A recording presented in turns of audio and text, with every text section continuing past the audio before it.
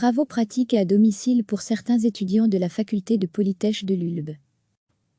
Les universités ont annoncé cette semaine qu'elles maintiendront les cours à distance jusqu'à la fin de l'année académique. Dans les facultés, les profs et les étudiants s'adaptent. Pour les cours théoriques, cela pose moins de soucis, mais qu'en est-il des travaux pratiques? Exemple avec l'école polytechnique de Lulbe qui tente de mettre sur pied des laboratoires à domicile pour ses premiers MAST. Séance de travaux pratiques pour les étudiants de Polytech. Exercice du jour, assembler et programmer à distance une balise de détresse. Philippe est en première MAST, après avoir installé les premiers composants, il tente en ligne de résoudre les problèmes, avec l'aide d'un assistant. Pour rendre possible ce labo à domicile, le professeur et les assistants ont dû au préalable envoyer toutes les pièces par la poste. Cela a été un peu un challenge, confie Sami Mezou, assistant en Polytech. Au début ce qu'on voulait faire, c'était livrer directement le kit chez les étudiants, mais avec le durcissement des mesures de confinement, on les a fait livrer par la poste. 80 kits en tout ont été expédiés par la poste. Mis l'un dans l'autre, tout cela représente tout de même 10 000 € de matériel, souligne François Quitin, professeur d'électronique.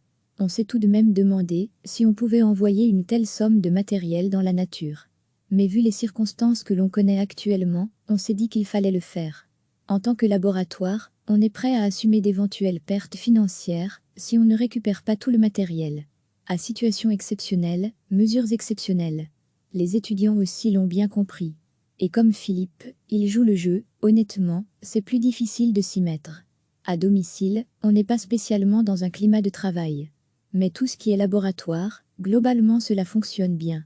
On se réveille, on se connecte à 8 heures, et puis on s'y met. Pour François Quitin, cette situation contrainte et forcée a également des vertus. Il y a un aspect positif finalement, les étudiants doivent se motiver eux-mêmes, donc on a parfois un engagement plus marqué que quand on a des étudiants mollement assis dans un laboratoire. Ici, on a des étudiants qui sont plus impliqués, plus motivés, et qui sont obligés de faire le travail eux-mêmes de façon plus autonome. Ce professeur prend pour exemple notamment les questions que lui posent les étudiants. Il ne suffit pas juste de lever sa main et d'avoir l'assistant derrière son épaule. Les questions qu'on a sont plus sophistiquées, un peu plus réfléchies que ce qu'on pourrait avoir dans un laboratoire en présentiel. Recevez chaque matin l'essentiel de l'actualité. Les universités ont annoncé cette semaine qu'elles maintiendront les cours à distance jusqu'à la fin de l'année académique. Dans les facultés, les profs et les étudiants s'adaptent. Pour les cours théoriques, cela pose moins de soucis, mais qu'en est-il des travaux pratiques? Exemple avec l'école polytechnique de Lulbe qui tente de mettre sur pied des laboratoires à domicile pour ses premiers MAST. Séance de travaux pratiques pour les étudiants de Polytech. Exercice du jour, assembler et programmer à distance une balise de détresse. Philippe est en première MAST, après avoir installé les premiers composants, il tente en ligne de résoudre les problèmes, avec l'aide d'un assistant. Pour rendre possible ce labo à domicile, le professeur et les assistants ont dû au préalable envoyer toutes les pièces par la poste. Cela a été un peu un challenge, confie Sami Mezou, assistant en Polytech. Au début ce qu'on voulait faire, c'était livrer directement le kit chez les étudiants, mais avec le durcissement des mesures de confinement, on les a fait livrer par la poste. 80 kits en tout ont été expédiés par la poste. Mis l'un dans l'autre, tout cela représente tout de même 10 000 € de matériel, souligne François Quitin, professeur d'électronique. On s'est tout de même demandé si on pouvait envoyer une telle somme de matériel dans la nature. Mais vu les circonstances que l'on connaît actuellement, on s'est dit qu'il fallait le faire.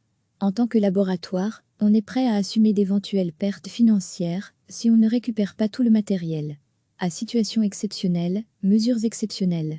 Les étudiants aussi l'ont bien compris. Et comme Philippe, il joue le jeu, honnêtement, c'est plus difficile de s'y mettre. À domicile, on n'est pas spécialement dans un climat de travail. Mais tout ce qui est laboratoire, globalement cela fonctionne bien. On se réveille, on se connecte à 8 heures, et puis on s'y met. Pour François Quitin, cette situation contrainte et forcée a également des vertus. Il y a un aspect positif finalement, les étudiants doivent se motiver eux-mêmes, donc on a parfois un engagement plus marqué que quand on a des étudiants mollement assis dans un laboratoire. Ici, on a des étudiants qui sont plus impliqués, plus motivés, et qui sont obligés de faire le travail eux-mêmes de façon plus autonome.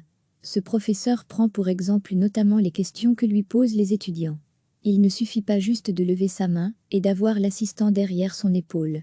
Les questions qu'on a sont plus sophistiquées, un peu plus réfléchies que ce qu'on pourrait avoir dans un laboratoire en présentiel. Cliquez sur s'abonner pour recevoir les dernières nouvelles.